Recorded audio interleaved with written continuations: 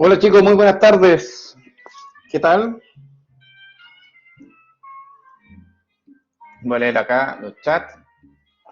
Dice acá, Tomás Agustín Llévenes dice, hola profe, hola señor Tomás. También saluda a Catalina Campos.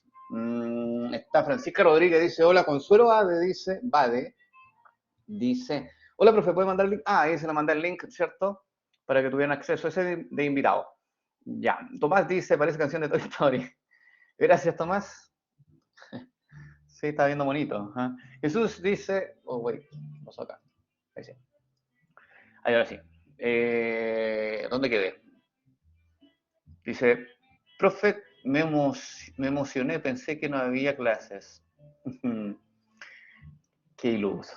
No, señor Jesús, está bien que se ilusione, pero no se ilusione tanto.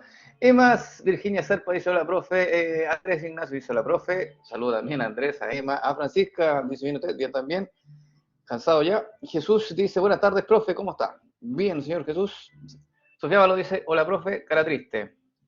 No voy a preguntar por qué esa cara triste. Nicolás Ábalos dice, hola, profe, buenas. Ok, chicos, para que entremos en contexto, ayer vimos hasta el ciclo de Krebs, ¿cierto? Vimos hasta acá, por lo que estuve revisando, regulación, ¿no? Vimos cuáles eran las tres enzimas claves del ciclo, vimos los reguladores, cuáles son los activadores y cuáles son los inhibidores. Y hasta ahí quedamos, ¿correcto? ¿Sí? Ya. Fantástico. Entonces, ahora vamos a terminar la clase del ciclo de Krebs y nos vamos a ir a la cadena transportadora de electrones. Dice acá, Nicolás dice, no, Joaquín dice, profe, ¿por qué hay clases? No sé, porque el horario lo marca. Pero el próximo viernes no tienen clase porque hay suspensión de actividades temprano, pero le tengo que mandar una cápsula. Jesús dice, ¿todo bien? Todo bien. Francisca Rodríguez dice sí, Emma dice sí y Sofía dice correcto. Ok, entonces vamos a hablar un poco del balance que tenemos hasta ahora. Este es como un resumen de las rutas metabólicas que hemos visto. Vimos glicólisis, ¿cierto? Vimos la oxidación del piruvato, que era una sola reacción. Vimos el ciclo de Krebs. Y por lo tanto ya estamos en condiciones como para poder, digamos, sumar los productos energéticos que hemos tenido a medida que la glucosa, ¿cierto?, ingresó por la primera vía y obtenemos entonces los productos del ciclo de Krebs. Entonces, resumiendo, glicólisis. Si la glucosa ingresa a glucólisis, recuerda que glucólisis es la ruptura de la glucosa y se forman dos moléculas de piruvato, que ahí están marcados como productos, ¿ya? Esta es la flecha de la reacción, así como la reacción general de la ruta metabólica. Además, la glicólisis requiere de dos NADP, perdón, dos ADP, dos fosfato y dos NAD más. ¿Para qué? Para generar entonces netamente dos ATP, dos NADH, que son productos energéticos, dos moléculas de agua y cuatro protones. Esto no está marcado en rojo porque el agua, como te digo, muchas veces se produce, se utiliza, se recicla y por lo tanto el agua no es un producto que nosotros consideremos como energético propiamente tal. Por eso no le damos mucho énfasis. Pero lo que está marcado en rojo sí. ¿Ya? El piruvato, súper importante porque después siguen rutas metabólicas como por ejemplo fermentación u oxidación, dependiendo las condiciones de la célula. El ATP es súper importante para invertir esta energía en los distintos procesos que tenga la célula, dependiendo del tipo de célula, obviamente. Los dos NADH los vamos a ocupar posteriormente. Esto nos va a ser una flecha, porque el NADH es importante para la generación de ATP en forma indirecta, porque el NADH se va posteriormente a lo que se denomina la cadena transportadora de electrones. ¿Ya? Ahí puse la CTE, la cadena transportadora de electrones. Entonces tenemos que hablar en esta clase cómo estos NADH, digamos, van a la cadena y cómo hacen entrega de los electrones a la cadena y obviamente cómo funciona la cadena transportadora de electrones, ¿ya? Y para qué sirve. Ok, hagámosle seguimiento ahora al piruvato. ¿Ya? Esto lo vamos a dejar en stand-by. El ATP ya sabe que se utiliza como fuente primaria de energía. El NADH sabemos que puede producir ATP a largo plazo, porque va a ir, tiene que ir a la cadena, así que eso lo vamos a dejar ahí como pendiente. Y entonces el piruvato, una de las posibilidades que tiene es oxidarse. ¿Sí? Y para oxidarse entonces se une a una enzima que se le denomina complejo piruvato deshidrogenasa, ahí está el nombre, y el piruvato entonces se oxida y se convierte en acetil-CoA. En este proceso ocurren varios tipos de productos, no solamente se genera acetil-CoA, sino que se generan dos NADH. Recuerden, son NADH, siempre se lo olvida a los estudiantes, son NADH, no sé por qué, pero siempre. ¿Ok? Y además hay dos descarboxilaciones, porque hay formación de dos dióxido de carbono. Obvio que un dióxido de carbono por cada piruvato. ¿Ok? Como son dos piruvatos, dos dióxido de carbono. Y después este acetil-CoA, ya que está y se genera dentro de la mitocondria, una posibilidad de este acetil-CoA es ingresar al ciclo de Krebs, que se muestra aquí abajo. ¿Sí? Dice 2-acetil-CoA. Y entra entonces al ciclo del ácido cítrico, y los productos del ciclo de Krebs están aquí en esta reacción general. Para ello se requiere 6 moléculas de agua, 6 moléculas de NAD+, 2 moléculas de FAT, 2 ADP y 2 fosfato inorgánico. Para generar entonces 4 dióxido de carbono, que son productos de desecho. Recuerde que cada acetil-CoA ingresa con 2 carbonos y hay 2 descarboxilaciones por cada acetil-CoA. Como son 2 acetil-CoA, en total serían 4 descarboxilaciones, por eso 4 dióxido de carbono. También se generan 6 NADH, porque son 2 acetil-CoA ingresando. Yo sé que por vuelta en el ciclo de Krebs se pueden formar 3 NADH, y como vamos a utilizar 2 acetil-CoA, tenemos que hacer la multiplicación por 2, 3 por 2, 6. Ahí me dan los 6 NADH. Lo mismo con el FADH2, que por vuelta se produce 1, y como son 2 acetil-CoA, tengo que multiplicar por 2, por lo tanto 2 FADH2. Y las dos coenzimas que quedan libres, recuerde que lo que ingresa al ciclo no es el acetil-CoA completo, sino que solamente el acetil, y el CoA no ingresa. Y por lo tanto los dos coenzimas A también quedan libres como producto.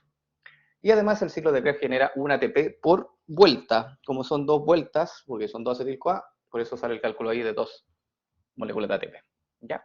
Entonces las moléculas energéticas están marcadas todo en un color rojo, y acá abajo se hace la suma, o el resultado neto, que es qué pasa entonces desde que nosotros contabilizamos, desde que ingresó la glucosa hasta la formación, ¿cierto? Hasta que haya ocurrido la glicólisis, la oxidación del piruvato y el ciclo de Krebs, ¿qué obtenemos finalmente? Si nosotros hacemos la sumatoria, vamos a obtener 10 NADH, ¿ya? 6 que vienen del ciclo, 2 que vienen de la fermentación del piruvato y 2 que vienen de la glicólisis. Entonces son 10 NADH en total. Tenemos también 2 FADH2. ¿Dónde se producen esto? Solamente en el ciclo de Krebs. Recuerda que la oxidación del piruvato no produce FADH2 y la glicólisis tampoco. Entonces, de aquí provienen esos FADH2. ¿Y cuántos ATP obtengo? 4. 2 de la glicólisis y 2 del ciclo. Bastante poco, diría yo, en términos de rendimiento energético. Si nosotros oxidamos entonces completamente la glucosa, se pueden obtener 4 moléculas de ATP. Y un dato interesante es que estos 4 moléculas de ATP que yo obtengo, ya sean del ciclo o de la cadena, se dice que se obtuvieron por un mecanismo que se llama fosforilación a nivel de sustrato. Y lo voy a anotar aquí. Fosforilación, que vamos a hablar más adelante en qué consiste. A nivel de sustrato. ¿Ya? Para que ustedes lo anoten. Porque hay dos tipos de fosforilación. Tenemos la fosforilación a nivel sustrato, que es la que anoté ahí, y tenemos la fosforilación oxidativa, que probablemente usted la conoce con nombre. Pero son distintos los mecanismos de cómo se produce el ATP dependiendo el tipo de fosforilación que uno haga. ¿Ya? La fosforilación a nivel de sustrato la hacen las enzimas propiamente tal, y son el sitio activo de la enzima la que toman un sustrato, le quitan el grupo fosfato, y ese grupo fosfato se la pasan al ADP, a este de acá, al ADP. Y el ADP, al recibir ese grupo fosfato, se transforma en ATP. Bueno, ese tipo de fosforilación, como les digo que lo vamos a ver en un rato más, se denomina fosforilación a nivel de sustrato. ¿Ya? Ahora, mi pregunta que viene a continuación es, ¿y qué hago con estas coenzimas reducidas? ¿Qué hago con este NADH, con estos 10 NADH que obtengo hasta ahora, y estos 2 FADH2? ¿Qué harían ustedes con esto? ¿Cuál sería el siguiente camino, o hacia dónde enviarían estos dos tipos de coenzimas en la mitocondria? Exactamente, llevarlas a la cadena transportadora de electrones. Sí, no se puede sacar directamente energía de ellos, porque, digamos, bioenergéticamente hablando, termodinámicamente hablando, estas moléculas tienen energía, pero no se pueden acoplar a reacciones para hacer entrega de esa energía, ¿ya? Y por lo tanto, la única opción es que estas coenzimas que tienen electrones en su poder tienen que enviar esos electrones a un complejo, ¿cierto?, de multiproteínas, que se denomina entonces cadena transportadora de electrones. Y básicamente es el link ahora. Esto entonces, y esto va a ir entonces a la cadena transportadora de electrones. ¿Ya? ¿Para qué para que la cadena transportadora de electrones después genere algo que se denomina un gradiente electroquímico. Y cuando se genera ese gradiente, ahí después viene la formación de ATP por otro mecanismo que se llama fosforilación oxidativa. Entonces tenemos que ver cómo funciona la cadena, cómo se genera el gradiente y cómo se obtiene entonces el ATP por este otro mecanismo que es fosforilación oxidativa. ¿Vamos bien? ¿Sí? Ya. Dice acá, Jesús dice, profe, ¿qué creaba la cadena? Un gradiente electroquímico. Eso es lo que crea la cadena, genera un gradiente electroquímico. Pero Jesús lo vamos a ver a continuación en qué consiste, ¿ya? Pero nótelo si quiere, un gradiente electroquímico. Otros libros lo pueden encontrar con el nombre de gradiente quimiosmótico, que es lo mismo, ¿ya? Distintas formas del mismo proceso, digamos, ¿ya? Gradiente electroquímico o gradiente quimiosmótico. Ok, entonces vamos a hablar de la cadena de transporte de electrones, ¿ok? En un rato más. ¿Por qué digo en un rato más? Porque hay un dato que me faltó mencionarle con respecto al ciclo de Krebs. ¿Se acuerdan que yo les dije que el ciclo era anfibólico? ¿Se acuerdan de esa terminología? ¿Sí? ¿Y qué significaba que el ciclo sea, que tenga esta característica, que sea anfibólico? ¿Qué significa que sea anfibólico? Aquí está el ciclo por si acaso, ¿eh? En el dibujo. Yo le expliqué un poco de qué consistía que esto del anfibolismo que tiene el ciclo de Krebs. ¿Se acuerdan o no? Si me dicen que no, no se preocupen. Exactamente, que se puede comportar tanto anabólicamente como catabólicamente, claro, exactamente. Eso significa anfibólico. Entonces voy a leer lo que dice acá y después se lo voy a explicar como en un esquema. Dice acá, aunque el ciclo funciona siempre en una dirección, en las agujas del reloj, siempre funciona así. ¿Ok? Con la dirección entonces del puntero de un reloj. Dice acá, por el desplazamiento del equilibrio de algunas de sus reacciones enzimáticas, es una vía anfibólica, dice acá, ya que además de ser un punto de convergencia, donde llegan muchas rutas metabólicas, que es, mira, por ejemplo, esta ruta metabólica está llegando aquí al ciclo. Esta también llega al ciclo. Y existen más rutas que llegan al ciclo, que aquí probablemente este esquema está demasiado simple. Pero hay muchas rutas que llegan al ciclo de Krebs. Es como una especie de lugar central, ya de ruta central, de rotonda, podría decirse en alguna parte, donde llegan rutas a esa vía metabólica. ¿Okay? Entonces, además de ser un punto de convergencia al proveer un potencial reductor, recuerden que, porque se dice que es un potencial reductor, porque genera NADH y FADH2, que son coenzimas reducidas, potencial reductor. ¿Okay? Entonces genera o provee a todas las células este potencial reductor a partir de distintas biomoléculas. Es una fuente importante de sustrato para otras vías metabólicas. Y esto es interesante, lo que voy a subrayar. Entonces el ciclo de Krebs es una fuente importante de sustrato para otras vías metabólicas, como por ejemplo la gluconeogénesis. La gluconeogénesis es la generación de glucosa nueva. No hemos hablado de ella en detalle todavía, solamente hemos dicho que esta ruta metabólica se activa cuando una persona tiene, por ejemplo, una hipoglicemia, en donde el hígado tiene que fabricar glucosa para enviar al torrente sanguíneo para aumentar los niveles de azúcar en sangre. Bueno, la gluconeogénesis, para que se pueda llevar a cabo en forma exitosa, necesita de sustratos que le provee entonces el ciclo de Krebs. Él le da sustratos a la gluconeogénesis. ¿Ok? Y por lo tanto, la gluconeogénesis, nosotros sabemos que es una ruta de tipo anabólica, ¿o no?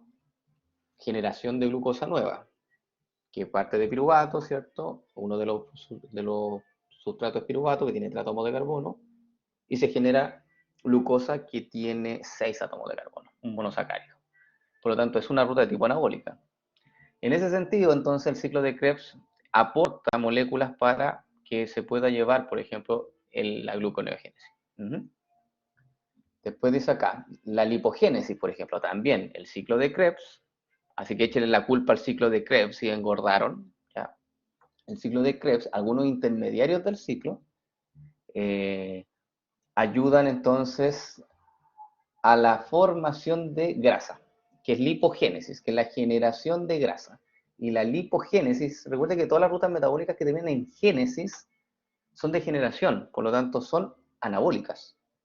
¿Ya? Porque tengo que generar algo más grande, por eso es génesis. Entonces, gluconeogénesis es una ruta anabólica. Lipogénesis, ruta anabólica, porque es la generación de lípidos. ¿Ok? Por lo tanto, el ciclo de Krebs también aporta sustratos para la generación de grasa. Así que él tiene un rol dual. Puede catabolizar moléculas, pero también puede, esos intermediarios del ciclo, puede irse a otras rutas para sintetizar otras moléculas. ¿Ok? Y también la interconvención de aminoácidos. También participa ahí el ciclo de Krebs. Si queremos sintetizar aminoácidos, el ciclo de Krebs aporta algunos intermediarios para la síntesis de aquellos aminoácidos que nosotros podemos sintetizar. Recuerden que de los 20 aminoácidos que son parte de la síntesis proteica, nosotros podemos sintetizar 11, ¿ya? Porque los otros 9 son esenciales. Significa que nosotros no podemos sintetizarlo, sino que tenemos que consumirlo en la dieta, ¿ya? Así que esta frase acá que dice la interconversión de aminoácidos hace referencia a los aminoácidos que nosotros podemos sintetizar, ¿cierto? Esos aminoácidos que no son esenciales. Ok, dice acá, Jesús dice, y todo lo que termine en lisos es catabólico, ¿cierto? Sí, lisis, claro. Glucólisis, glucogenolisis, porque claro, porque es rompimiento, efectivamente, señores Jesús. ¿Sí? Ahí tienen un link. Buena observación. Bien. Dice acá entonces, sin embargo, estos sustratos sacados del ciclo de Krebs deben ser reemplazados. Obvio, el ciclo de Krebs aporta, pero a él le tienen que devolver, después le tienen que retribuir. Él dice, si quieren sintetizar moléculas, saquen intermediarios del ciclo, no tengo ningún problema, pero después me lo devuelven. ¿Ok? Entonces, voy a leer nuevamente esto, dice, sin embargo, estos sustratos que son sacados del ciclo de Krebs deben ser reemplazados para la continuidad del ciclo, si no el ciclo se detiene. Y los procesos por los cuales si forman estos intermediarios de reemplazo se denominan entonces reacciones anapleróticas. Ese es el término que tienen justamente estas rutas metabólicas que aportan y le devuelven los intermediarios al ciclo para que siga funcionando. Y no se le acabe entonces los intermediarios y obviamente siga operativo. Por lo tanto, el ciclo está operando 24/7. ¿Ya? Lo único que cambia, porque aquí a los estudiantes a veces les genera problemas, porque uno estudiante me dice, profe, pero espere, ¿no es que el ciclo tiene enzimas reguladas que pueden activarse e inhibirse? Por lo tanto, el ciclo se inhibiría y se activaría, lo cual es lógico, sí, es una forma de pensar. Pero el ciclo está funcionando 24/7, la diferencia es la velocidad a cual está operando, ¿ya? A veces el ciclo está operando a una velocidad muy alta, o se activan varios ciclos de Krebs, ¿cierto?, en un momento determinado, dependiendo de las necesidades celulares. Pero, por ejemplo, si tú estás haciendo ejercicio, los ciclos de Krebs a nivel hepático va a estar operando, pero a full, ¿ya? Pero si tú estás durmiendo, probablemente el ciclo de Krebs va a estar funcionando, pero van a haber menos ciclos de Krebs funcionando y probablemente, pero a una velocidad más lenta. Entonces, el ciclo de Krebs siempre va a estar operativo en una célula, sobre todo la hepática. Es la velocidad en la que cambia, ¿ya? ¿Se entendió? Sí. Ya, eso es un dato, porque a veces los estudiantes creen que el ciclo se bloquea y como que no hay ciclo por un rato. No, el ciclo funciona lentamente. Recuerda que la célula siempre está funcionando, a no ser que la célula se muera y se vaya a apoptosis, ahí recién ya todas estas rutas metabólicas cesan su funcionalidad. Pero como no es el caso. Ok, miramos el aprendizaje entonces. ¿Cuál de las siguientes opciones no corresponde al ciclo del ácido cítrico o ciclo de Krebs? A. Se encuentra físicamente ligado a la cadena respiratoria o la cadena transportadora de electrones, que es lo mismo. B. ATP actúa como modulador alostérico negativo en algunas de las enzimas alostéricas, obviamente. C. Es principal y directo responsable de la síntesis de ATP. D. Genera las coenzimas reducidas NADH y FADH2. Y E. Proporciona sustratos para la síntesis de otras biomoléculas. ¿Cuál de estas es falsa?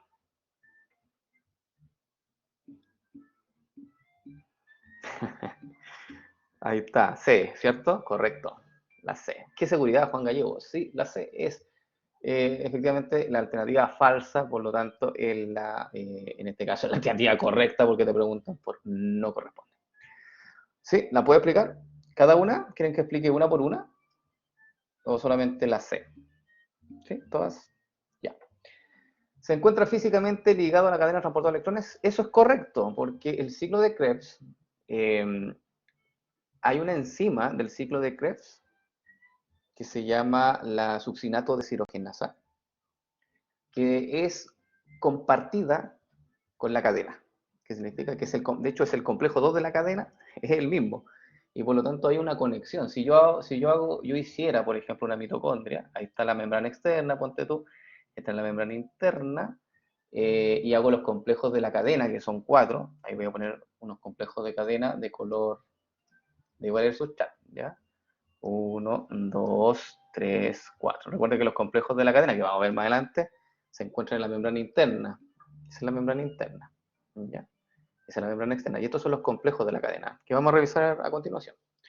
Bueno, y voy a dibujar el ciclo, para que vean cómo se encuentra ligado físicamente, como dice ahí. Y el ciclo lo voy a dejar en color negro. Ya me dice, ver una redondela, una pelota, no sé, un círculo, una circunferencia. Ya. Bueno, resulta que nosotros dijimos que el ciclo de Krebs estaba comandado por 8 enzimas, porque eran 8 reacciones, ¿se acuerdan? ¿Sí? 8 enzimas, 8 reacciones. Sí, correcto. Bueno, una de esas enzimas, solo una, es este complejo 2 de la cadena. Y por lo tanto es una enzima que es compartida, es una enzima del ciclo, pero también es una enzima de la cadena. Y por lo tanto hay un link, hay un vínculo entre este proceso, que es el ciclo de Krebs, con este proceso que es la cadena de transporte de electrones. Por lo tanto, físicamente sí, está ligado, está unido a la cadena de transporte de electrones, porque hay una enzima que comparten. Y esa enzima es este cuadrito que está en naranjo en esa zona. Bien, entonces ahí eso es correcto. Voy con la siguiente. Dice así. El ATP actúa como modulador alostérico negativo. Sí, el ATP, recuerda que cuando dentro de la mitocondria hay altos niveles de ATP, eso hace que la célula no quiera sintetizar más ATP, porque la célula sintetiza lo justo y necesario para poder llevar a cabo sus procesos y por lo tanto, altos niveles de ATP va a actuar como un modulador de tipo alostérico negativo a aquellas enzimas reguladas. ¿Sí? No a todas, obvio. ¿Sí? Va a actuar sobre la citrato sintasa y va a actuar sobre la alfa-cetoluterato de deshidrogenasa, ¿sí? O con la isocitrato de deshidrogenasa, me parece. La isocitrato de deshidrogenasa, sí, efectivamente. Ya, entonces ahí tiene la segunda respuesta. La D dice, genera las coenzimas. Ah, bueno, vamos con la C. ¿Es principal y directo responsable de la síntesis de ATP? No, si nosotros cuantificamos la cantidad de ATP que da el ciclo, son 2, con suerte. 2, ¿cierto? Con cada 2 acetil-CoA que ingresan al ciclo. 1 por acetil-CoA, que es básicamente lo mismo que aporta la glicólisis, 2.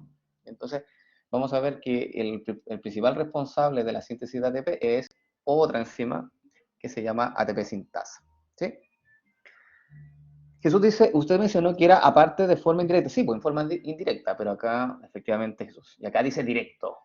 Por lo tanto, no, directamente el ciclo con suerte sintetiza 2 ATP o un ATP por acetil-CoA. Muy poco, por lo tanto. Claro, entonces ahí la pueden descartar con esa palabra. La D dice, genera las coenzimas reducidas NADH y FADH2. Ya, eso yo creo que no requiere mayor explicación. ¿Sí? 3 NADH por vuelta, un FADH2 por vuelta, y ahí pueden hacer ustedes los cálculos. Y la E dice, proporciona sustrato para la síntesis biomolecular. Sí, por supuesto que sí, porque el ciclo de Krebs es anfibólico. Los intermediarios del ciclo de Krebs pueden ser utilizados como sustrato para la síntesis de otras biomoléculas necesarias para tu cuerpo. ¿Ya? Generalmente, esa biosíntesis de biomoléculas ocurre como en horario nocturno, ¿eh? Generalmente, porque en la noche se libera la hormona del crecimiento y se estima que se libera más o menos entre las 10 de la noche y las 2 de la mañana. Por lo tanto, se sugiere, ¿cierto?, que la persona se duerma antes de las 10 o entre las 10 y las 12. ¿Para qué? Para obviamente aprovechar justamente ese pic de síntesis de hormona del crecimiento y obviamente que se genere un proceso de regeneración, ¿cierto?, eficiente en tu cuerpo, porque tu cuerpo igual se va desgastando día a día. Eso es lo recomendado, ¿eh? Una cosa es que se practique, otra cosa es lo que se recomienda científicamente, ¿sí? Y obviamente ahí se requieren muchas síntesis de biomoléculas durante la noche, para obviamente reemplazar aquellas que ya están envejecidas, ¿cierto? No se dice envejecidas las moléculas, se dice que se están degradando producto de la proteólisis, ¿ya? Y por eso entonces es importante reemplazarlo, ¿cierto? Jesús, ahí le doy un dato interesante, un dato, digamos, del área de la salud, ya que muchas personas, como dicen, a veces no saben esa información, pero se los comento. Jesús dice acá, y ahora sigo con y a esa hora sigo con mis cinco sentidos. Bueno, hay otra cosa que se llama el ciclo circadiano, ¿ya? Y obviamente hay personas que se activan en la noche, hay personas que son más activas en el día, y todo unos estudios ahí con respecto al ciclo circadiano. Yo soy más nocturno, por ejemplo. Me pongo a trabajar más en la noche y me gusta, pero obviamente hay que hacer el cambio, ¿sí? Porque igual el cuerpo puede, digamos, adaptarse si tú lo entrenas. Tomás dice, no es posible, todo, nothing is impossible, dicen por ahí. Joaquín dice, con suerte uno duerme 4 horas. Uy, ¿qué es una F para Joaquín? Voy a llorar con eso. Uy, pero qué comentarios más tristes. Jesús dice, activos, claro que sí, por eso me quedé bajito. Puede ser, no, no lo sé, eso no, no creo. Porque puede ser algo genético también. Dice, mi ciclo circadiano no funciona, entonces, profe. No, si todos los ciclos funcionan, lo que pasa es que a veces uno lo tiene descontrolado. Pasa mucho, por ejemplo, a personas que viajan a otros países, que donde los horarios son distintos, claramente ahí tienes que acostumbrar tu cuerpo al nuevo horario y eso requiere al menos una semana de adaptación, ¿sí? Entonces, ahí su ciclo circadiano quedó desregulado. Así que, ojo, no utilizar el celular en la noche, ya que el aumento de luz que entra por la retina, por los ojos, no hace que se secrete eh, la melatonina, ¿sí? Y eso es una hormona que induce el sueño. Por lo tanto, si usted se desvela, bueno, puede ser por el exceso de luz que está usted, digamos, incorporándose por sus ojos, por vía ocular, ¿sí? Ok, muchos datos, ¿eh? Voy a dejar más datos para después. Vamos con verdadero o falso. Dice acá, en condiciones anaeróbicas el piruvato ingresa al ciclo del ácido cítrico. ¿Qué dice usted, verdadero o falso? Sofía dice, nada, dice así, para eso compro melatonina. Mira que rebelde, rebelde. Bueno, falso, dice ahí. No sé, la melatonina tiene ahí, dicen que algunos que funcionan, otros que no. Bueno, no me quiero meter en polémica. Ya, vamos con esta, falso. Perfecto. Sí, porque en condiciones aeróbicas es cuando el piruvato ingresa al ciclo. Y de hecho el piruvato no ingresa al ciclo.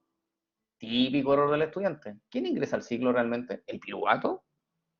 No, ¿cierto? El piruvato se oxida a acetil-CoA y es el acetil el que ingresa al ciclo. Bien, Tomás, cuidado, eso es, ojo, ese es típico error de estudiante.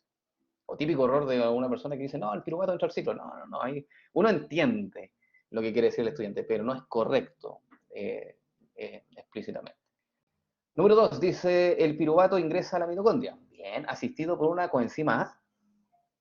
Necesita una coenzima A para que el piruvato pueda hacer ingreso a la mitocondria. Falso. El piruvato entra solito. No necesita de nadie para poder ingresar. Él entra free. Vamos con esta, dice acá 3. El ciclo del ácido cítrico consta de dos fases, la preparatoria y otra de beneficios. ¿Qué dicen ustedes? La 3. Mientras yo le respondo, Tomás, dice de nuevo no sería piruvato, ¿verdad? No, no, ahí es lo que pasa. En la 2, Tomás, el piruvato ingresa a la mitocondria, eso es correcto, pero no asistido por coenzima. ¿Ya? ¿Ok?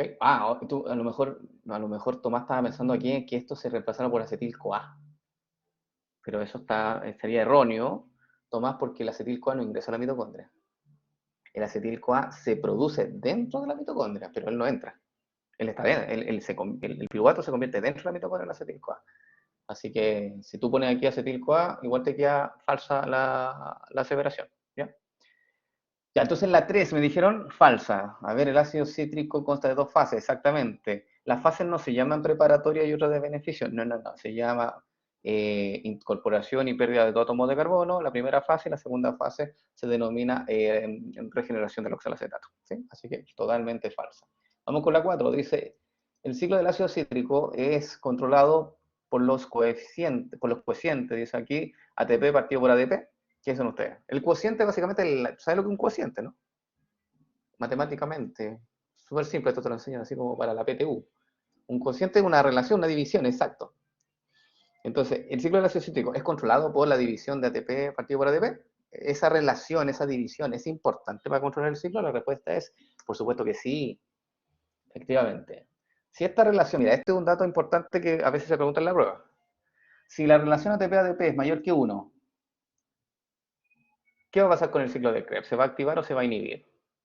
Si yo te doy esta relación, ATP partido por ATP, que es mayor que 1, ¿qué va a pasar con el ciclo de Krebs? ¿Qué dicen ustedes? Se ralentiza, se inhibe, se apura, se acelera, se activa. Elija la palabra que quiera, pero dígame algo. Exactamente, Tomás Jenny, bien, Juan Gallegos, no se activa, se inhibe. ¿Por qué? Porque una relación ATP-ADP mayor que 1 te está diciendo, si esta relación es mayor que 1, te está diciendo que los niveles de ATP, que el numerador es mayor que el denominador. ¿Sí o no? Porque es mayor que 1. Por lo tanto, si los niveles de ATP son mayores a los de ADP, por consiguiente, yo digo, una célula tiene altas concentraciones de ATP, yo sé que este es un inhibidor alostérico, el ciclo se inhibe o se desacelera. ¿Se entendió? Esto siempre también es otro tips para la prueba, que a veces preguntan esas cosas como asumiendo que el estudiante sabe estas cosas así como bien simple, y a veces nos sorprendemos porque no lo tenían tan claro. ¿Sí? Ya, Sofía Való dice, profe, ¿debería decir FADH2? Ah, acá abajo, adelantándose siempre Sofía, siempre así como descuadrándome mi lógica, pero bueno, está bien, la sigo igual. Dice acá, vamos con la 5, dice, cada vuelta el ciclo del ácido cítrico aporta 3 NADH, un FADH2 y un ATP, ¿verdadero o falso? Sí, no sé, ya esta pregunta de memoria, ya esta pregunta es fome, esta pregunta es fome, sí, es verdadero, sí, pregunta de memoria, que probablemente salga alguna pregunta así, alguna pregunta fome. ¿Vamos bien? ¿Dudas? Pero hagan todas las solemnes así. No. De hecho, estamos viendo hasta qué contenido vamos a ingresar en esta solemne. Yo quiero llegar hasta cuerpo cetónico. Vamos a ver si me dan la venia. Los otros profesores me dicen que no, que es mucho. Yo digo que nada es imposible, ¿cierto? Pero bueno, yo voy donde la mayoría vote. Así que la mayoría me dice. Así que estamos ahí conversando. Reuniones y reuniones. Nicolás dice hasta acá nomás. No, pero Nicolás, no. Si no, la 3, la solemne 3, entonces se nos viene recargada. Tomás Llévenes dice apoyo a los profesores. Gracias, Tomás. Yo también soy profesor, pero probablemente a mí no me apoye como coordinador. Sofía Valos dice, profe, ¿es presencial, por favor? No sé si es presencial todavía, Sofía. O sea, todo dice que sí, pero, mira, por ejemplo, ya hoy día y el lunes no hubo laboratorios presenciales. Por ejemplo, ya por las cosas del estallido social, se está remodelando, vamos recordando el momento. Los casos de COVID están aumentando un poco. Yo pondría ahí paños fríos todavía para sacar una conclusión. Compasión dice Emma, nunca dice. Tomás dice, río no va. Sofía dice, aumentaron calita los casos, ¿ah? Sí. Ya, pues, Juan Gallego dice 1200 casos y lo dejo ahí. No, ahí te la dejo. Bueno. Sofía dice 1700, ya le está subiendo ya Sofía. A lo mejor es otro diario que leyó. Tomás dice, hoy fueron como 1700, ya. Tomás lo reafirma. Empiezo a creer. Juan dice, ¿verdad? Es un datito, dice acá Jesús, dice, pero ¿usted nos quiere matar o qué? Yo lo dejaría como, ok, no. Ya. Vamos con cadena transportadora electrónica. Sofía Valos dice, oh, ¿no me cree a mí? No, dije que como Tomás dio el dato nuevo, dije, es más, no sé, n igual 2, ¿me entienden? Científico, cerrado. Yo soy así, lo siento. Emma dice, déjenlo así, profe, espera la cosa, empeora la cosa, soy fiable, no sé. Ya me dolió. Ya. Generación de cristal. Vamos entonces con el temario, esa secretaria, ¿cierto? Generación de temario dice, explicación de los componentes de la cadena transportadora de electrones, su vinculación con los productos derivados del ciclo del ácido cítrico y la generación de gradiente electroquímico. Describe la importancia del oxígeno como aceptor final de electrones. Dice acá. Entonces, pongo pues. Enfoquémonos. Tomás dice Funa. Tomás, por favor. Ya, pues enfoquémonos. ¿Qué vamos a ver entonces en este temario? Vamos a ver cuáles son los componentes de la cadena. Primera cosa, componentes de la cadena. Segundo, cómo se vincula la cadena con los productos que genera el ácido cítrico. ¿Se acuerdan que nosotros dijimos que el ácido cítrico generaba coenzimas reducidas y que esas coenzimas reducidas iban a ir a la cadena? Bueno, ahí hay una relación, hay una vinculación que tenemos que verla cómo es. Después dice la generación de gradiente electroquímica. ¿Qué es la generación de gradiente electroquímica? También tenemos que evaluarlo. Y tenemos que describir por qué es importante el oxígeno, ya que este oxígeno va a actuar como aceptor final de electrones. O bueno, vamos a tener que ver qué significa esto de ser un aceptor final de electrones y en qué se va a convertir. Y en el segundo punto, tenemos que explicar la síntesis de ATP por el complejo ATP sintasa, que es una enzima, destacando la localización de esta enzima, que a todo esto se lo adelanto, está en la membrana interna de la mitocondria. ¿Ya?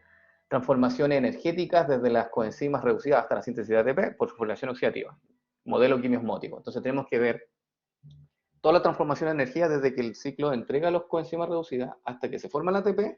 Ahí hay al menos dos transformaciones energéticas que tenemos que evaluar. ¿Ya? Así que eso lo vamos a ver en un esquema porque es mucho más simple verlo así que explicarlo, digamos, en palabras. Ya, me voy al chat, dice acá, profe, somos sensibles. Oh, perdón, Jesús. La carrera ya nos deja llorando. Usted no lo haga, please. Ok, no lo hago más. Sí, dice Sofía. Bueno, está bien, ya está bien. Ya. Ok, fosforilación oxidativa. Vamos entonces. ¿Qué es la fosforilación oxidativa? Dice aquí, se forma ATP a partir de la transferencia de electrones por parte del NADH y FADH2 al oxígeno, obviamente en forma indirecta, y vamos a ver cómo ocurre el proceso, a través de una serie de transportadores electrónicos que están en la cadena transportadora de electrones. ¿Ok? La fosforilación oxidativa es el responsable del 90% de la síntesis total del ATP de la célula. Entonces, si nosotros queremos ver qué proceso el que nos va a dar mayor cantidad de ATP cuando ocurre entonces la oxidación de los nutrientes que nosotros consumimos, por lejos es la fosforilación oxidativa, porque ello aporta el 90% del ATP que la célula sintetiza. Entonces tenemos que estudiar muy bien qué es la fosforilación oxidativa y cómo ocurre. ¿Ya?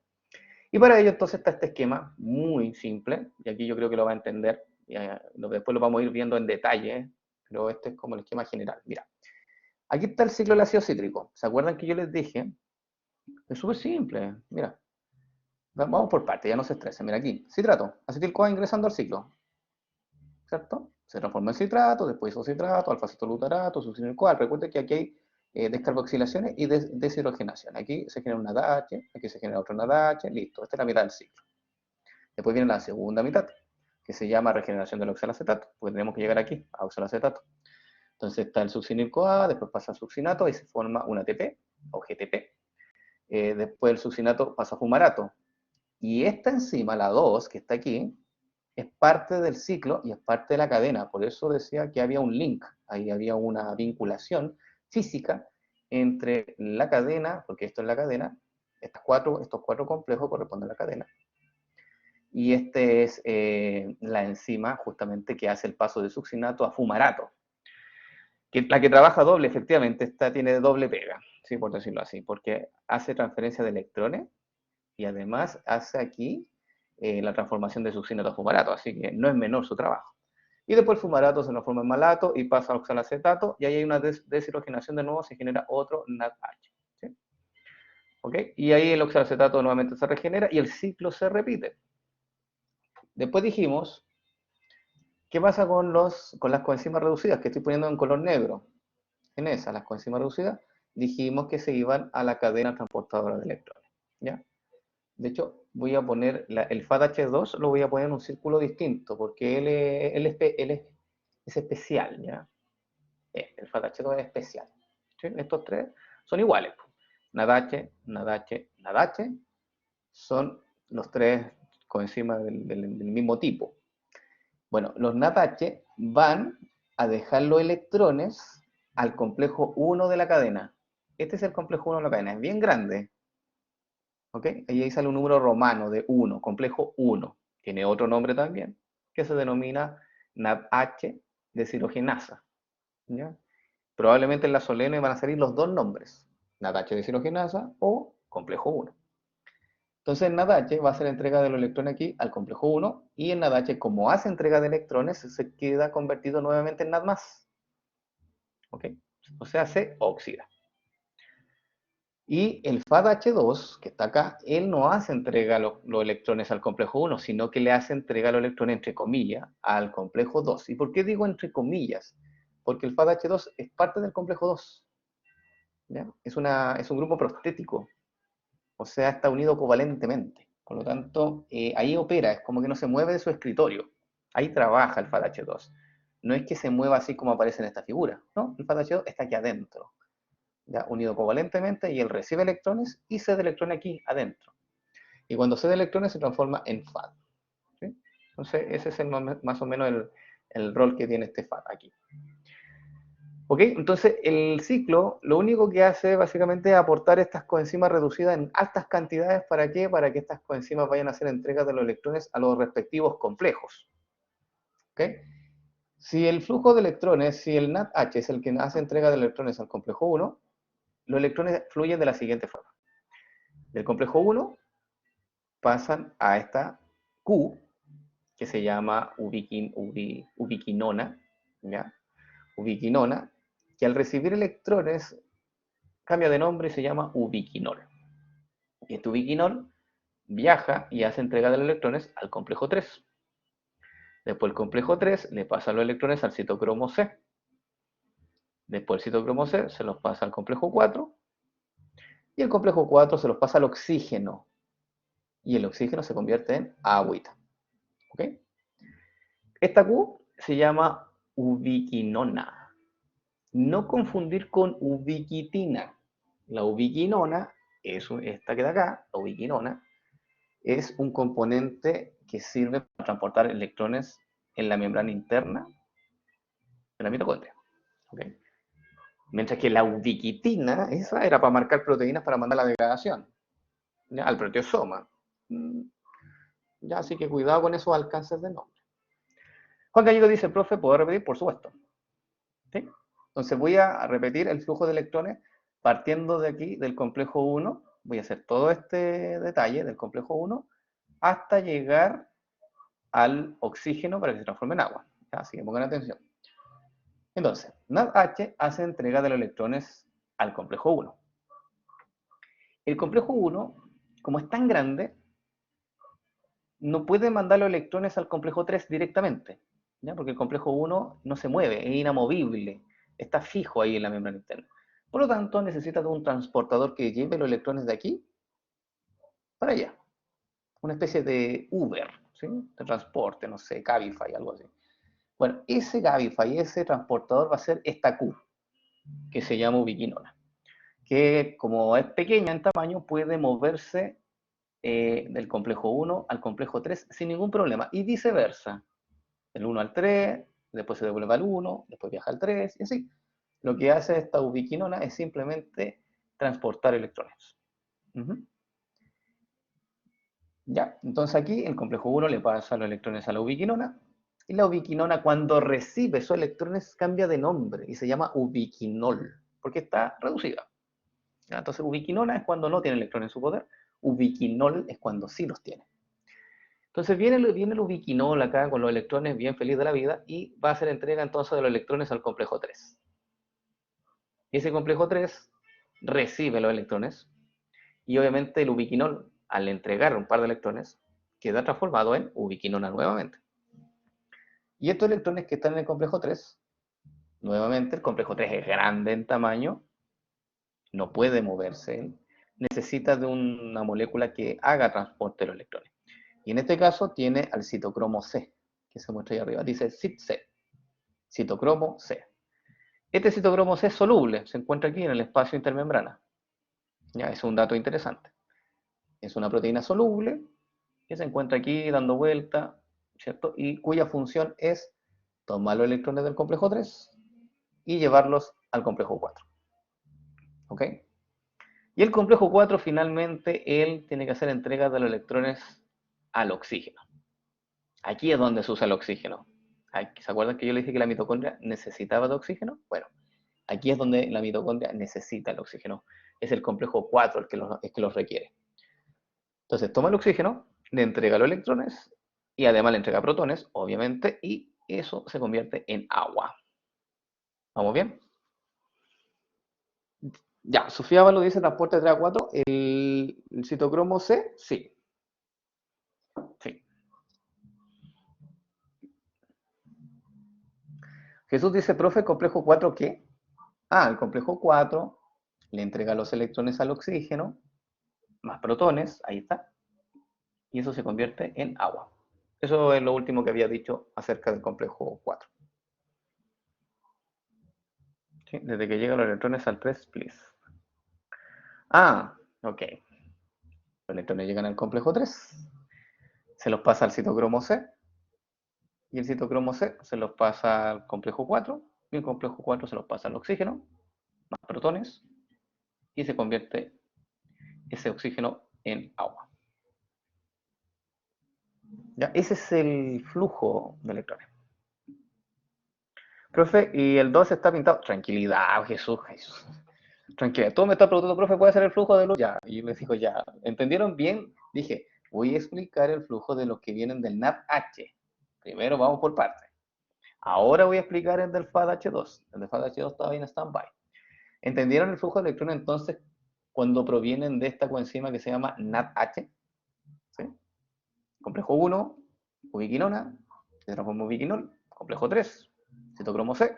Complejo 4, oxígeno, agua. ¿Sí? Como resumen, así, palabras clave. Ya. Ahora, ¿qué pasa con el complejo 2? 10 de 10, ya, súper. Vamos ahora con el FADH2. El FADH2 llega al complejo 2. Y el complejo 2 se los pasa, de aquí en adelante se repite más o menos el sistema. ¿Por qué? Del complejo 2 se los pasa a la ubiquinona para que lo transporte al complejo 3. El complejo 3 se lo pasa al citocromo C, se lo transporta al complejo 4, el complejo 4 se lo pasa al oxígeno y se transforma nuevamente en agua. ¿Ok? Entonces es lo mismo, solo que empieza en el complejo 2. Pero sí es lo mismo, Jesús. Ya más lento ya. El FADH2 le hace entrega a los electrones al complejo 2, que es más pequeño todo esto, el complejo 2, en tamaño, comparado con lo otro. El 1 es grande, el 2 es grande y el 4 también. El 2 es más pequeño en tamaño. ¿Ok? Y el complejo 2 después le entrega esos electrones que recibió a la ubiquinona se lo entrega al complejo 3, el complejo 3 se lo entrega al citocromo C, el citocromo C se lo entrega al complejo 4 y el complejo 4 se lo entrega al oxígeno y con ello se transforma en agua. Como les digo, todo esto para acá se repite. Ya. Buena pregunta, Emma. Dice, ¿y por qué necesita la ubiquinona si es más pequeño? Claro, uno tiende a pensar que, claro, si uno dice es más pequeño, el complejo pudiera moverse. Pero no, es más pequeño el complejo, sin embargo, no tiene esta característica de ser móvil. Por lo tanto, también es estático. Los complejos 1, 2, 3 y 4, los 4 son estáticos. Por lo tanto, requieren de otra proteína más pequeña para que puedan transportar los electrones. Por eso necesitan de ubiquinona también. ¿Sí? Joaquín Marambio dice, ¿podría ser porque está dentro de la membrana? Está anclado a la membrana. Sí, está anclado. Ojo, este también está dentro de la membrana. Por si acaso, Joaquín, la ubiquinona es una proteína que está dentro de la membrana, pero es una proteína móvil. Es soluble en lípido, por lo tanto puede moverse dentro de los lípidos. Ella es feliz de la vida ahí moviéndose en ese ambiente. Es un transportador lipídico, de hecho. Una proteína que le gusta estar con lípidos. Ya. Profe dice aquí, igual gen agua, ¿cierto? Igual se genera agua, ¿cierto? Sí, igual se genera agua. Oye, Marambio dice, así como su apolaridad al interior. Claro, la ubiquinona tiene apolaridad y por lo tanto puede transportarse por esta bicapa lipídica sin ningún problema. ¿Sí? Joaquín dice, o sea que por eso requiere un transportador, efectivamente. Sofía dice que es chora. ¿Quién es chora? La ubiquinona. Ya. Juan Gallego dice, profe, el citocromo C, si mal no recuerdo ya, se asocia a apoptosis, muy bien, ¿tiene que ver algo con ver con esta función que tiene? Sí, efectivamente. El citocromo C reside o vive en el espacio intermembrana, ¿ya? Por si acaso. Y ahí hace esta función de transportador de electrones. Esa es como la función, no sé si normal la palabra, ya no sé si usar la palabra normalidad. Es como la función en una célula que que está viva, es una célula que no se quiere suicidar. ¿Ya? Pero efectivamente, cuando hay apoptosis, se rompe la membrana externa de la mitocondria, aquí. Ahí, por ejemplo, hay un rompimiento de esto. Esto se rompe, entonces el citocromo sale a el citosol. Ahí, citosol. Y ahí se combina con y forma un apoptosoma. Así se llama, apoptosoma. Y obviamente lleva a la formación de la apoptosis. Y ahí empieza la apoptosis, deja dejar la escoba en una célula. Claro, pero el citocromo C, su función primaria, por decirlo así, no es hacer apoptosis. Su función primaria es aquí, funcionar como transportador de electrones aquí en la mitocondria. ¿Sí? Pero claro, cuando ocurre apoptosis, el citocromo C sale y deja la escoba. Pero está bien, porque la apoptosis es necesaria. ¿Sí? Es una muerte celular programada, así que es necesaria. Ya, dice acá. Jesús dice que bacán la definición, la función de la Q. Sí, sí, sí, sí. Digamos que sí. Ya, Sofía Való dice, ¿cuándo se sale el CIT-C? Sí, efectivamente, ahí genera apoptosis. Jesús dice acá, profe, entonces no puede transportar nada y lo que es como la Perkin de los C. No sé, ahí no entendí, Jesús, la, la asociación, pero bueno, le creo. Ya, o sea, transparencia o la transparencia de los complejos. La transferencia sería de electrones entre los complejos. ¿Sí? Sofía Való dice, y empieza la apoptosis de Real. De Real, dice, de Real, sí. Ya, bueno, por lo menos pudieron asociar el citocromo C con biología celular, sí, efectivamente. Ya, ¿vamos bien? Jesús dice que ubiquinona es la que le lleva las cosas de los complejos porque ellos no pueden. Exactamente. Por eso dice que es como el Perkin. Sí, yo creo que todo esto funciona, eh, ¿cómo se dice? Sincronizadamente. Yo creo que cada uno aporta un granito de arena y lo veo como una especie de comunidad, más de que estos sean los jefes, ¿cierto? Y manden esto. No, todos, todos sirven a un mismo propósito. ¿Sí? Ya. Ay, ya. Ok, estoy tratando de decir así como las palabras lindas y ustedes no, ya, bueno, si lo quieren ver como el Perkin, bueno, véanlo así. Es cosa de, de forma de pensar. Ya, dato interesante. No sé si se dieron cuenta aquí de algo. Mira, el complejo uno dice, o le puede ser mejor la pregunta para que reflexionen un poco, ya que están ahí con ávidos de hablar. Eh, si los electrones fluyen, ¿cuál es el objetivo de la cadena transportadora de electrones? ¿Somos poquitos, dice Sofía? Sí, son 19. Son poquitos, pero claro, Tomás dice, es una misma duda que tenía. Buena estrategia, Tomás. Me revolvió la pregunta. Dice, ¿cuál es el objetivo de la cadena de transporte de electrones según su punto de vista? Según lo que yo le he explicado hasta ahora. ¿Tendrá algún objetivo? ¿Generar ATP? Ya, pero ¿hemos generado ATP?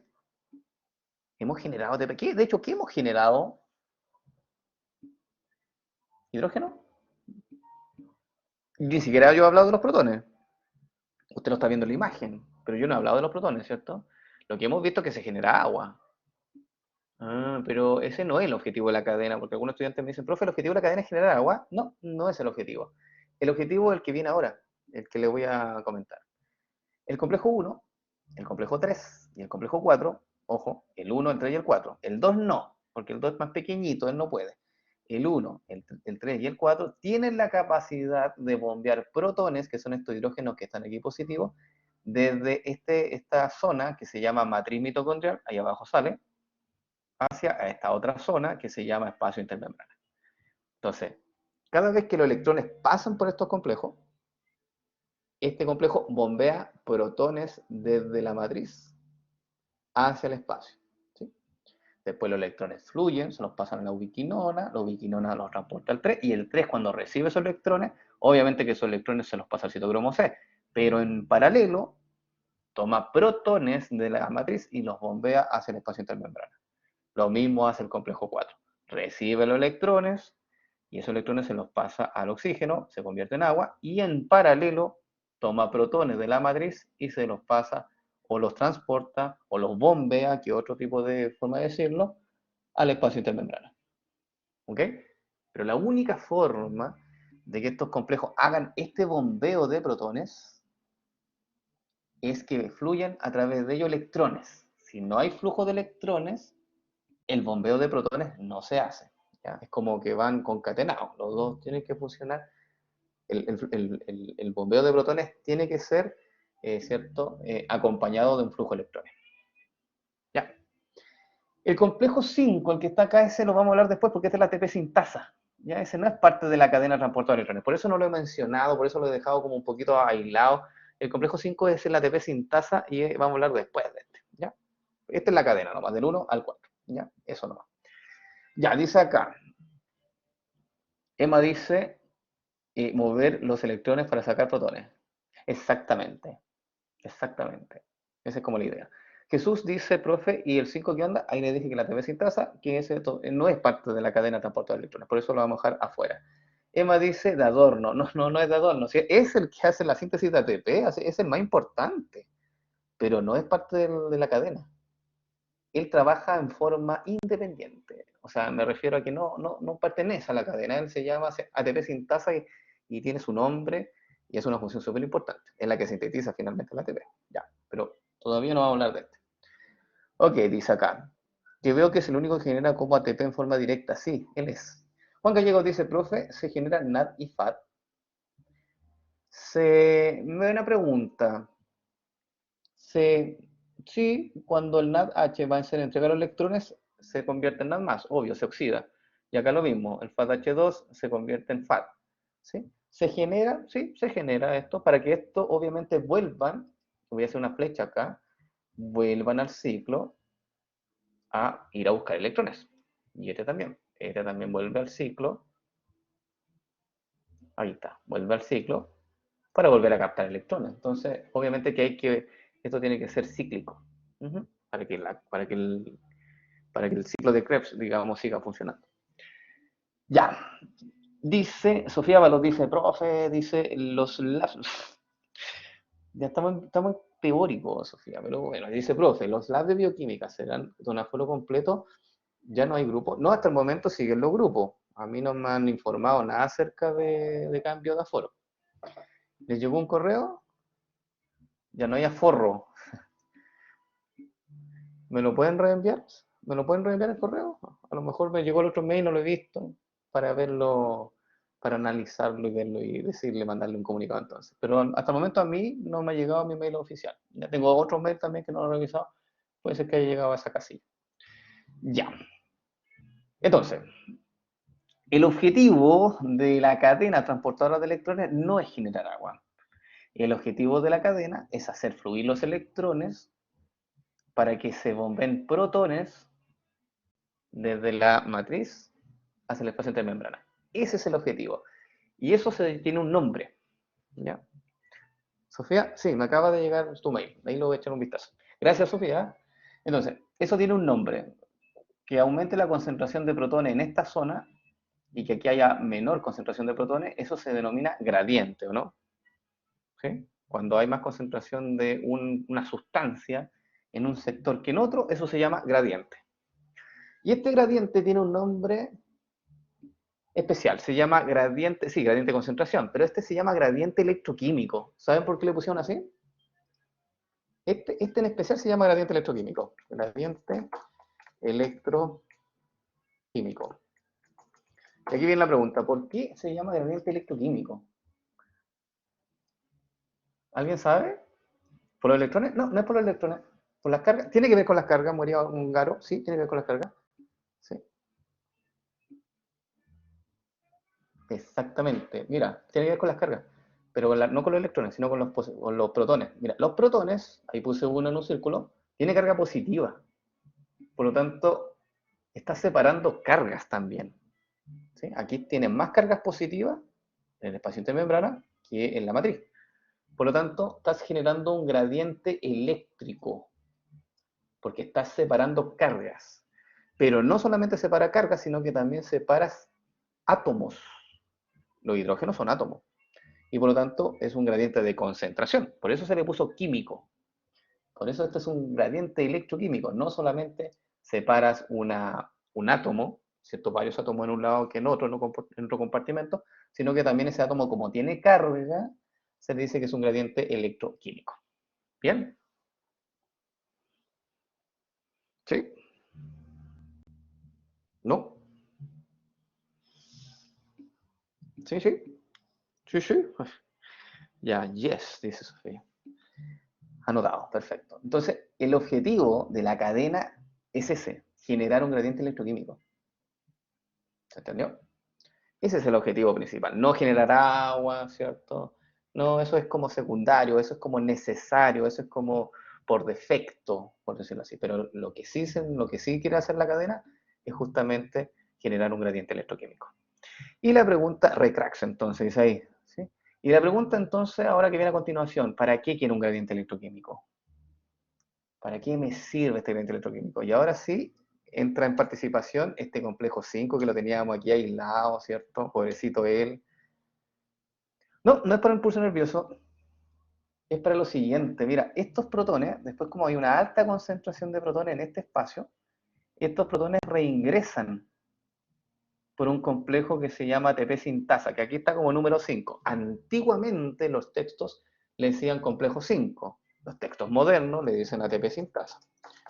¿Ya? Para obviamente identificarla y no confundirla con la cadena, porque a veces se puede confundir. Bueno, esta es la ATP sintasa. Y la ATP sintasa deja reingresar los protones a favor de un gradiente eléctrico y también a favor de un gradiente de concentración. Y ese flujo de protones hacia el interior de la matriz mitocondrial hace que la ATP sintasa pueda sintetizar ATP. Y ese mecanismo de síntesis de ATP se llama fosforilación oxidativa, como el título que aparece en la diapositiva. ¿Ok? Entonces, para eso era el gradiente electroquímico, para que la ATP sintasa pudiera sintetizar ATP por su mecanismo que se llama fosforilación oxidativa. Jesús dice aquí, perdón, Juan Gallego antes parece dijo, para que la ATP sintasa ¿ya? Los devuelva, exactamente, ese es el objetivo. Muy bien, Juan. Jesús dice, profe, el ATP sintasa, oye, ¿qué les pasa? Sintas. Entonces funciona en relación a la concentración y gradiente eléctrico. Electroquímico, estimado. Gradiente electroquímico. Profe, pasemos de diapo. Sí, sí, tranquilidad. Ya, porque todo esto que estamos hablando en detalle sale en la otra diapositiva como en resumen. Así que básicamente estoy invirtiendo mi tiempo aquí. ¿Vamos bien? ¿Sí? Ya, María Ongaro dice, el ATP sintasa funciona tanto a favor de gradiente química y también en concentración. Correcto, señorita María Ongaro. Por eso se dice gradiente electroquímico. En vez de decir a favor de gradiente química y también a favor de gradiente concentración, en vez de decir todas esas frases, mejor decir funciona a favor de un gradiente electroquímico. Con eso lo dice de forma sencilla y se subentiende que se trata de los dos procesos. Bien. Vamos entonces. Lo mismo acá, resumen. Y aquí vamos a ir súper rápido. Cadena transportadora de electrones, ya la vimos, es un complejo supramolecular formando por una serie de proteínas capaces de catalizar la transferencia de electrones a través de una porción de la membrana. También durante este proceso se bombean protones desde la matriz mitocondrial hacia el espacio intermembrana. Lo mismo que le acabo de preguntar, de decir. ¿Ok? Dice aquí, complejo 1. Vamos, un segundo ahí. Ahí está. Voy al tiro contigo, Jesús. Tranquilidad. Complejo 1. Recibe los electrones del NADH, se los pasa a la ubiquinona. También se puede utilizar el nombre coenzima Q. La ubiquinona se lo pasa al complejo 3. El complejo 3 se lo pasa al citocromo C. El citocromo C se lo pasa al complejo 4. El complejo 4 se lo pasa al oxígeno, se transforma en agua. Y se bombean protones desde el complejo 1, desde el complejo 3 y desde el complejo 4. Y se van estos protones al espacio intermembrana. Si los electrones vienen del FADH2, se los pasa al complejo 2, el complejo 2 se los pasa a la ubiquinona o coenzima Q, que es el otro nombre que tiene en los libros. Este se los pasa al complejo 3, el complejo 3 al citocromo C, el citocromo C al complejo 4, el complejo 4 al oxígeno, el oxígeno se transforma en agua. Y se bombean protones por parte del complejo 3 y del complejo 4. Aumenta la concentración de protones aquí en este espacio intermembrana, lo que se denomina gradiente electroquímico. Estos protones reingresan por la ATP sintasa y el complejo número 5 y entonces se sintetiza ATP por fosforilación oxidativa. Lo mismo que le dije anteriormente en detalle simple, Se lo digo ahora rápidamente, que es lo mismo. No he dicho nada nuevo. Lo único nuevo es que esta ubiquinona también se le puede denominar coenzima Q. ¿Toma agüita? No, estoy acostumbrado, no se preocupen. Ya, dice acá. Jesús, voy contigo. Dice, profe pregunta. El C5, el complejo 5, perfecto, es el único complejo para crear ATP en forma directa, ¿cierto? Correcto, señor Jesús. Sí, la respuesta es sí. Juan dice, el ATP sintasa como que cobra un peaje, ya, para que vuelvan los protones y con esa comisión genera ATP. Sí, buena asociación. Eso tú que acabas de decir, Juan, se llama conversión de energía. ¿Ya? ¿Por qué? El gradiente electroquímico es energía de gradiente. ¿Ya? Entonces, estos protones reingresan por el complejo 5 y eso hace, la ATP sintasa aprovecha ese gradiente, aprovecha esa energía de tipo de flujo de estos protones hacia el interior de la matriz mitocondrial y con esa energía la invierte para pegar el fosfato con el ADP, o sea, hacer la unión y generar ATP. Y se calcula que aquí está como el dato matemático, se calcula que por cada 4 protones que reingresen por esta ATP sintasa, se genera un ATP. Esa es más o menos la relación. Ingresan 3 protones, se sintetiza un ATP. Ingresan 3 protones más, se sintetiza otro ATP. Y así lo hace la ATP sintasa. ¿Ya? Así que bien esa asociación, me gustó, Juan. ¿Sí? Esa comisión, entre comillas. Juan dice, o sea, perdón, Jesús dice, profe, entonces, enormes, básicamente, entonces, a ver, entonces básicamente complejo 1 y complejo 2 después siguen el mismo proceso. Ahí me pillaste, Jesús, aquí iba con la pregunta. Puede ser muy interesante esa pregunta. Sofía Valo dice, ¿la ATP sintasa es un complejo más grande? No es tan grande como el complejo 1. Estos esquemas de repente no están a escala, Sofía. ¿Ya? Esta porción que está aquí mirando a la matriz mitocondrial, sí, efectivamente es más grande que las que están acá. Sí, pero si tú compares el tamaño total del complejo 5 en relación con lo otro, pueden que anden similares. De hecho, el complejo 1 es gigante, un poco más grande que este. ¿Ya? Ojo. Ya, dice acá. Jesús dice entonces son 3 hidrógenos, 1 ATP. Más o menos esa es la relación. Muy bien, Jesús. Nicolás dice, profe, también se puede fosforilar AMP a ADP. La ATP sintasa no puede hacer eso directamente, Nicolás. ¿Ya? Cuando ese AMP se fosforila en ADP, lo hace otra enzima, pero no es la ATP sintasa la que hace no es la encargada de fosforilar el AMP, ¿ya? Porque su sitio activo en este caso no lo permite. Pero es una buena pregunta. Emma dice F0 y F1, sí, pero eso lo vamos a hablar más adelante en las partes. Esta es la parte F0 de la ATP sintasa y esta es la parte F1, que es la que tiene la actividad catalítica, y la parte F0 es la que deja pasar los protones. Así que le adelanto a Emma ahí para que si no quiere tomar apunte. La parte F0 es la que deja pasar los protones y la parte F1, que está como ovalada, que se muestra acá, es la que es encargada de hacer la síntesis de ATP directamente, ya porque tiene justamente ahí el sitio catalítico. Sofía Valos dice, ¿y esa porción tiene alguna función? Chuta, ¿qué porción? Ahí ya me perdí. Nicolás dice, ya. Tomás dice, profe, no entiendo qué pasa con el electrón después que llega al complejo 4. Tomás, esos electrones, no es un solo electrón, se los pasa al oxígeno, se combina con protones y se convierte en agua. Ahí terminan esos electrones, señor Tomás, en el agua. Ya. Dice acá, profe, esto es terrible e interesante. Sí, así funciona sus células, sus neuronas están haciendo esto ahora, en este minuto, constantemente en la noche también. Las neuronas hacen esto, y no solamente las neuronas, todas sus células de su cuerpo que tienen mitocondria. ¿Ya? Todas las que tienen mitocondria están haciendo esto en este instante. Fluyendo el electrón, haciendo gradiente electroquímico, y esto. Y esto tiene mucha aplicación. Vamos a partir de la base. Después más adelante le voy a hablar de inhibidores que se usan en la industria. Les vamos a hablar del cianuro, cuál efecto tiene, por qué, causas de muerte. Pero para poder llegar a ese nivel, tenemos que entender primero cómo funcionan estos complejos, ¿cierto? Ya. Dice ahí, mis neuronas con sus clases se quieren es morir, ¿no? Si ya se murió con esa redacción. Eva dice, no tanto, están dejando de funcionar. No, si no, créanme que están funcionando. Qué pesado, sí, ya me lo han dicho, pero está bien. Ya. Pregunta de solemne. Dos preguntas solemnes. Primera pregunta. ¿Quién potencialmente, quién puede generar más ATP? ¿Los electrones que provienen del NADH o los electrones que provienen del FADH2? A largo plazo, ¿quién va a generar más ATP?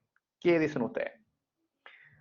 De hecho, se lo voy a dar el dato. Se dice que por un NAD, y le voy a dar el dato a usted, por un NAD se dice que, ya te equivocaste, María, por un NAD se puede generar 3 ATP. ¿Ya?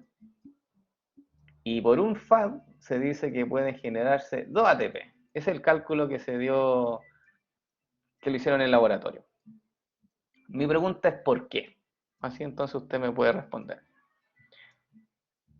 Si ya sabe cómo funciona la cadena, ya le expliqué todo, usted debiera estar en condiciones de poder responder. María Ungarex se lo intenté. Igual fome de mi parte haberte dicho, no, tiro de que no, lo siento. ¿Sí? Mis disculpas. Entonces, ¿por qué el NADH genera 3 ATP y el FADH2 2 nomás? ¿Cuál sería la razón? ¿Por la cantidad de electrones? No.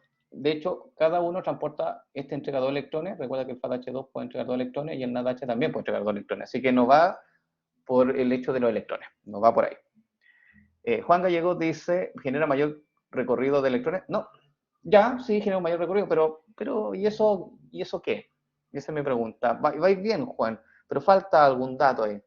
¿Recorre más la cadena? Lo mismo, Sofía, van bien, pero falta un dato ahí, falta algo, falta el conector. ¿Lleva las energías? No, no, ahí no entendí más.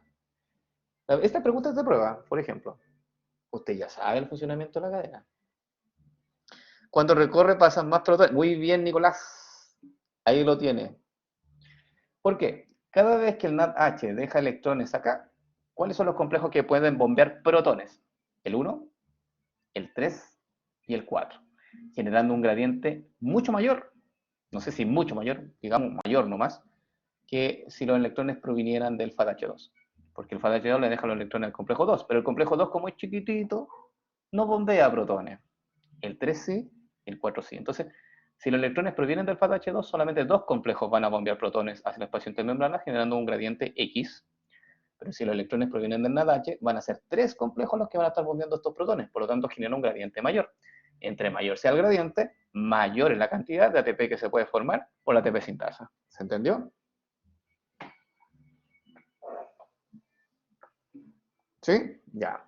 ¿Se dan cuenta que ustedes podían responder esta pregunta porque ya sabían todo el mecanismo? Solamente faltaba un poquito de asociación. Vamos entonces con otra pregunta. Otra pregunta de prueba. Yo estoy acá, en este punto. Imagínate aquí, voy a poner una flecha. Usted está aquí. Y yo dejo así, mágicamente, esto no ocurre en la realidad. Dejo un par de electrones ahí. Voy a poner dos electrones. Y yo le digo que si yo dejo los electrones aquí, por ejemplo, se los paso al complejo 3, los electrones automáticamente, naturalmente, van a irse al citocromo C, y van a salir al 4 y se va. Este va a ser el flujo natural que va a tomar los electrones. Entonces mi pregunta es, ¿por qué si yo dejo los electrones acá, por qué los electrones no saltan y se van para la ubiquinona y después pasan al complejo 3, al complejo 1, perdón? ¿Por qué no se van para el otro lado? ¿Por qué el flujo de electrones siempre es unidireccional? Esa es mi pregunta. ¿Por qué el flujo de electrones siempre es unidireccional? Y no puede ir para el otro lado. Y eso no ocurre en la naturaleza. Siempre los electrones van del complejo 1, ¿cierto? Y no por el número, tiene que ver por otra cosa. Para materia gradiente, no va por eso. Tiene que ver por otro dato que nosotros lo vimos en clases anteriores, de la Solemne 1. Probablemente no se acuerde, un dato así como que lo vimos rápido.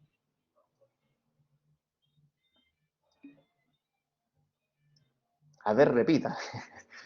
Mi pregunta es, ¿por qué el flujo de electrones siempre ocurre en una sola dirección, como indica la flecha, y no ocurre al otro sentido?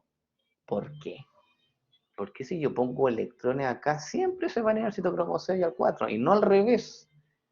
¿Por qué es irreversible? Obvio que es irreversible, pero la pregunta es ¿por qué? ¿Por qué es irreversible? No me está gustando la solemne. ¿Por tema energético? Sí, tiene que ver por tema energético. Tiene que ver por este dato que está acá, y esto lo vimos. Gibbs, no tanto. Tiene que ver con Gibbs, sí, pero un poco.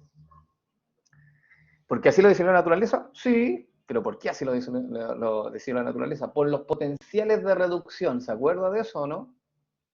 ¿Se acuerda del potencial de reducción? El potencial de reducción es la capacidad de captar electrones.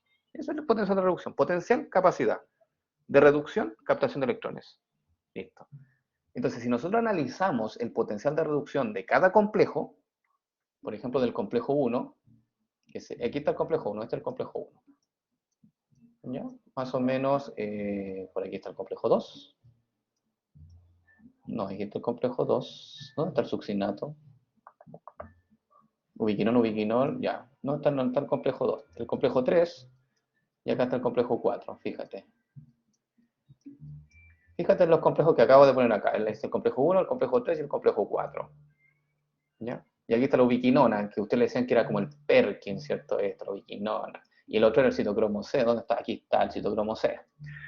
Fíjense ahora en los valores. Este tiene un potencial de menos 0.30, el NADAC, el complejo 1. La ubiquinona tiene un complejo un poquito más, un potencial un poquito más alto. El complejo 4, fíjense, me voy a saltar, aquí tiene un potencial mucho mayor. Por lo tanto, los electrones siempre van a fluir de un complejo de menor potencial a un complejo de mayor potencial. ¿Sí? ¿Y quién es el que tiene el mayor potencial? Fíjense aquí en la primera columna. ¿Quién tiene el mayor potencial? Fíjense ahí. ¿Qué molécula tiene el mayor potencial de reducción? El oxígeno. Por lo tanto, ¿quién es el aceptor final de electrones? ¿Quién es el aceptor final de electrones? El oxígeno. Por eso que, si tú lo analizas, el oxígeno tiene un potencial de reducción de 0.8166. Por lo tanto, él siempre se va a quedar con los electrones cuando provengan de esta cadena transportadora de electrones. Es porque el potencial va subiendo, cada complejo tiene un potencial mayor y el oxígeno tiene el mayor potencial. Ya, dice acá, grande la ubiquinona, linda la ubiquinona, muy cute. Ya, ojalá les vaya bien con la pregunta de la ubiquinona. Salen dice, estamos en la hora, sí, estamos en la hora, 4 minutos, no de otra vez, ya nos pasamos. Ya, entonces, simplemente para resumir, estas cosas se las dejo para que ustedes las puedan analizar. Es lo mismo que le expliqué, solo que están un poquito más en detalle algunos datos, ¿ya? Y ahí está, por ejemplo, el complejo 1, el complejo 2, el complejo 3, el complejo 4. Es lo mismo que le acabo de explicar, solo que está en detalle y en palabras. ¿Sí? Y vamos a quedar hasta acá. En el resumen, vamos a hacer después el resumen y vamos a hablar después de inhibidores y desacoplantes de la cadena, que es súper importante en el salud. Ya, ok chicos, los dejo entonces, son las 7 de la tarde, que estén bien, cuídense. Ya, dicen acá, sí, pues profe, hay que salir a carretear. No, sí, ya me arruinó mi ida al gym. Ay, Sofía, perdón, ya, puede desconectarse nomás, que le vaya bien. Saludos. Tomás dice Tomás, hay dos personas, el Juaco y la Sofía. Jesús dice, profe, me duele la neurona, así van a la pregunta, me van a dejar llorando, ya, si es presencial, dice acá, la Sofía va al gym y después al carrete, ya, súper, ya, se están organizando, qué fantástico, les vaya bien, cuídense, chao Francisca, chao Salén, chao Andrés, chao María Ongaro, chao Nicolás, chao Josefina, chao Tomás, te bien también, nos vemos. Sofía Ábalos dice, chaito profe, cuídese, espero que lo haya pasado súper bien ayer, sí, fantástico. Gracias por los buenos deseos y que estén bien, que tengan un buen fin de semana y buenas idas al gym o al carrete o a lo que tengan que hacer. Ya, adiós, bye bye.